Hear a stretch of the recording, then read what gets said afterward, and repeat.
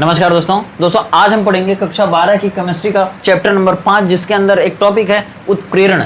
ठीक है दोस्तों, कहीं कहीं उत्प्रेरक एवं उत्प्रेरण भी लिखा होगा, तो उसी से संबंधित हम आज बात करेंगे इस वीडियो में। ठीक है दोस्तों, देखिए पूरे लगभग उत्प्रेरक के टॉपिक को कवर करने की कोशिश है। देखिए वीडियो को ज़्यादा लंबा नहीं होने देंगे, बहुत ही शॉर्ट में आपका टाइम कम ही लेंगे और बहुत ही शॉर्ट में इनको समझाने की कोशिश करेंगे। ठीक है, चलिए दोस्तों शुरू करते हैं इस वीडियो को। देखिए इसमें हम लोग पढ़ेंगे उत्प्रेरक और उत्प्रेरण के उदाहरण। मतलब कि इसमें से देखिए क्या होता है कि आपसे कुछ ना नाम लेकर के कुछ स्पेशल उत्प्रेरकों के नाम पूछा जाता है कि फला उत्प्रेरक क्या करता है। ठीक है, तो चलिए ये देखते हैं। देखिए उत्प्रेरक क्या होता है। सबसे पहले ये ऐसे रासायनिक पदार्थ होते हैं ना जो किसी रासायनिक अभिक्रिया की दर को या तो घटा देते हैं या तो बढ़ा देते हैं, तो नियंत्रित करते हैं। ठीक है, मतलब हम कह सकते हैं कि उत्प्रेरक ऐसे रासायनिक पदार्थ होते हैं जो किसी अन्य रासायनिक अभिक्रिया की दर को नियंत्रित करते हैं, उत्प्रेरक कहलाते हैं। ठीक है, ऐसे जैसे उत्प्रेरक का उदाहरण क्या है, तो देखिए ये सभी उत्प्रेरक के ही उदाहरण हैं। ठीक है, ये और ये सभी उत्प्रेरक के उदाहरण हैं। ये बहुत ही खास छांटे गए उदाहरण हैं जो कि आपसे बार बार पेपर में पूछे जाते हैं। तो चलिए ये एक एक को देखेंगे बारी बारी।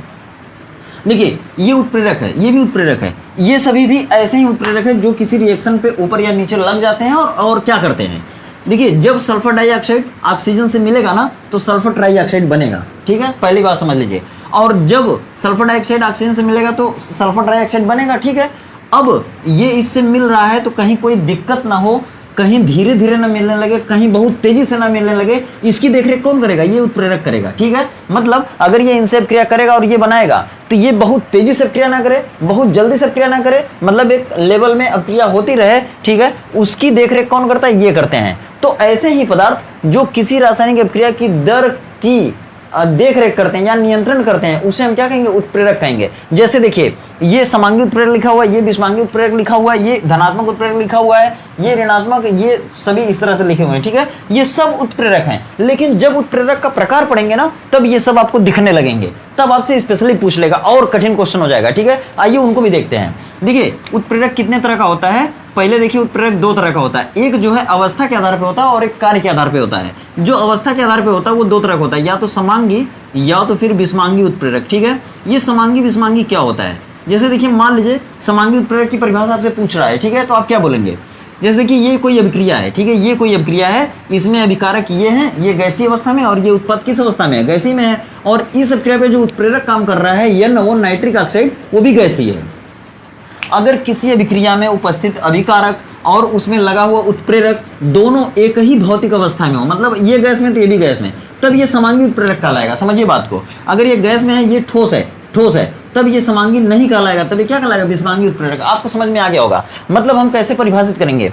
जब किसी रासायनिक अभिक्रिया में उपस्थित अभिकारक और उसमें लगने वाला उत्प्रेरक दोनों की भौतिक अवस्थाएं एक समान है, तब उसे हम कहेंगे समांगी उत्प्रेरक। अगर एक समान नहीं है तब हम उसे कहेंगे विषमांगी उत्प्रेरक। अगर आपसे उदाहरण पूछता है तब आप इनको छुपा के अगर ये लिख देंगे तो ये समांगी उत्प्रेरक का उदाहरण हो जाएगा। अगर विषमांगी का उदाहरण देना है तो आप ये लगा के रिएक्शन पूरा लिख दीजिए, ये विषमांगी उत्प्रेरक का उदाहरण हो जाएगा। उत्प्रेरक को प्रायः ऊपर लिखते हैं, तीर के ऊपर लिखते हैं। ठीक है, बात समझ में आ गई होगी। अब देखिए कार्य के आधार पर, कार्य या क्रियाशीलता के आधार पर उत्प्रेरक को देखेंगे तो कई तरह का होता है उत्प्रेरक। जैसे धनात्मक उत्प्रेरक, मतलब इसकी परिभाषा कैसे देंगे? ऐसे उत्प्रेरक जो किसी रासायनिक अभिक्रिया के वेग को हमेशा बढ़ाते हैं, ठीक है, वो धनात्मक उत्प्रेरक कहलाते हैं। जैसे आपसे ये किस तरह का उदाहरण है?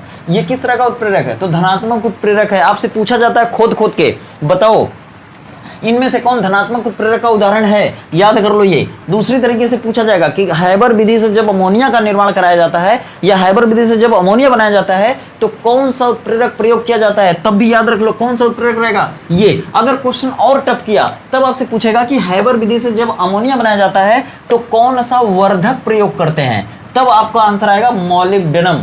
ठीक है, यमो दिखाएंगे, यमो वर्धक का काम करता है। मतलब ये क्या करता है? अगर इसकी तबीयत खराब हो जाए, मतलब जब किसी उत्प्रेरक की तबीयत खराब होती है या वो काम करना बंद कर देता है, तब उसकी क्रिया को क्रियाशील बनाता है कौन? यमो, मॉलिब्डेनम। इसको कहते हैं वर्धक। याद रखिएगा, प्रोमोटर कहते हैं इंग्लिश में।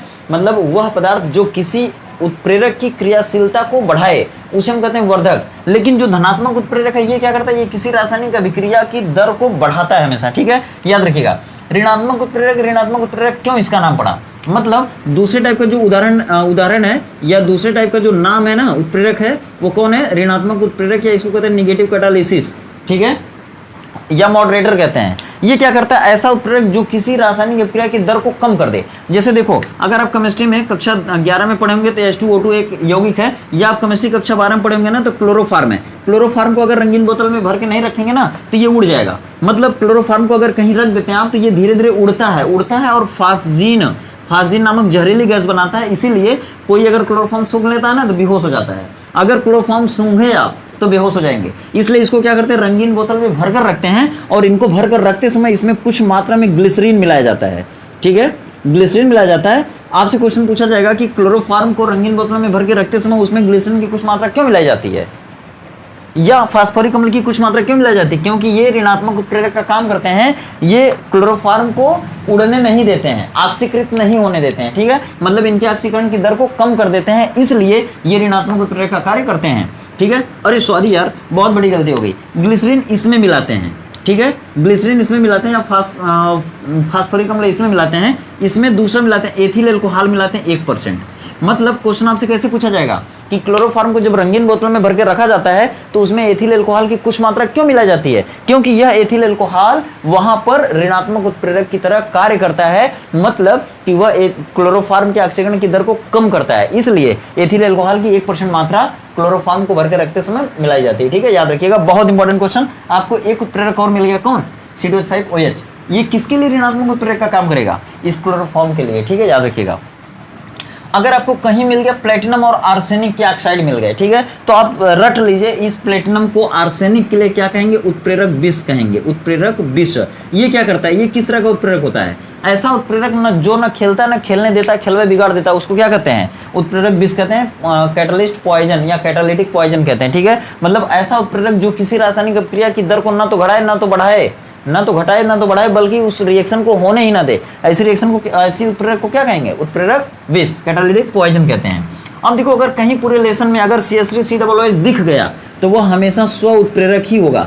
स्व उत्प्रेरक होगा, कौन होगा? CH3COOH होगा। क्यों? क्योंकि इसकी खास बात यह है कि यह उसी रिएक्शन में पैदा होगा और उसी रिएक्शन की रेट को कंट्रोल करने लगेगा। ठीक है, ऐसा उत्प्रेरक जो किसी रिएक्शन में बने और उसी रिएक्शन के लिए उत्प्रेरक का काम करे, उसे हम क्या कहते हैं? स्व उत्प्रेरक कहते हैं। याद रखिएगा। अब देखिए, दो चीज आती है, वर्धक आती है और मंदक आता है। मंदक, ये किसी रिएक्शन में अगर कोई उत्प्रेरक काम करता है तो उसकी क्रियाशीलता को बढ़ाता है। ठीक है, ये क्या करता है? उसकी क्रियाशीलता को घटाता है। ठीक है, तो याद रखिएगा, मंदक के रूप में वर्धक के रूप में काम कौन करता है? हैबर विधि में मॉलिब्डेनम करता है। याद रखिएगा। ठीक है, तो अगर वीडियो को पूरा नहीं देखें तो वीडियो को पूरा देखिए, और पिछले वीडियो नहीं देखा तो पिछले वीडियो भी देखेगा। और दोस्तों, इसे अच्छे से कॉपी पर लिख करके नोट भी बना लीजिए। ये सारी चीजें जो भी बताई जा रही ना, ये कभी न कभी आपके एग्जाम में पूछी गई हैं। आप पिछले 10 साल का पेपर उठा लीजिए, उसमें आपको ये सारी चीजें मिल जाएंगी। ठीक ना? चलिए, आशा करते हैं वीडियो पसंद आई होगी। अगर वीडियो पसंद है, वीडियो को लाइक करें, चैनल पर नए चैनल को सब्सक्राइब करिए और अपने फ्रेंड्स सर्कल में इसको शेयर भी जरूर करिएगा। ठीक है, मिलते हैं फिर अगले वीडियो में एक नए कॉन्सेप्ट के साथ, एक नए टॉपिक के साथ। तब तक आप खुश रहिए, बेस्ट मस्त, आपका दिन शुभ हो।